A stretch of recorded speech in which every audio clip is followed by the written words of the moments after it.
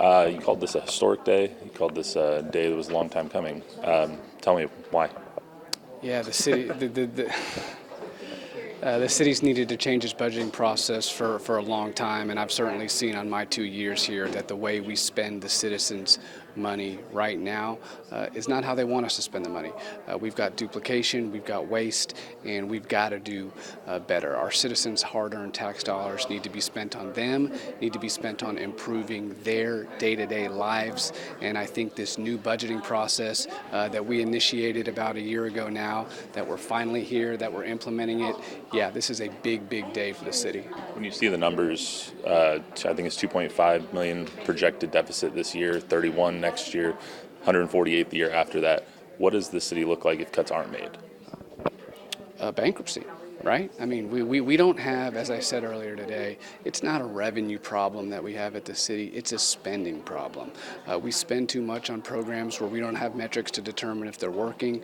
We've got overlap, we've got duplication, just like the PFM group found. And so if we don't get that under control, if we don't live within our means, this city has a bleak future. But today was a step in the right direction towards better city spending. Is that because you're recognizing that there is said problem? I mean, that's the first step always, right? You have to recognize that there's a problem and then try to figure out a solution for it. And again, we recognized this problem over a year ago. That's why we initiated that CCR to get zero-based budgeting, or at least a form of it, into our city budgeting process, and I'm pleased that we're here today. Whenever people hear a budget deficit and tightening the belt, that means cuts. Sometimes that's jobs, because most of every business is their people, and there's some other programs maybe that might be cut as well. So when you're speaking to the people of San Antonio that might be fearful that there's going to be cuts to essential services or whatever the case may be, what do you say to them?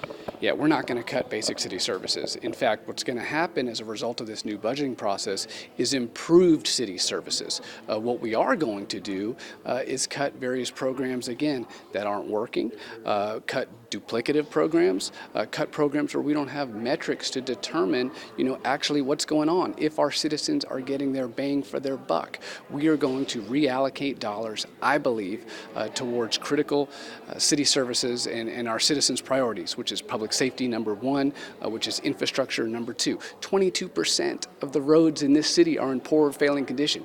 I just stood at the polls for 10 days and had so many residents come by and say, please fix this street, or please fix that road, right? That's where our money needs to be going. The homeless problem, streets, sidewalks, drainage, public safety, improving the quality of life for our residents.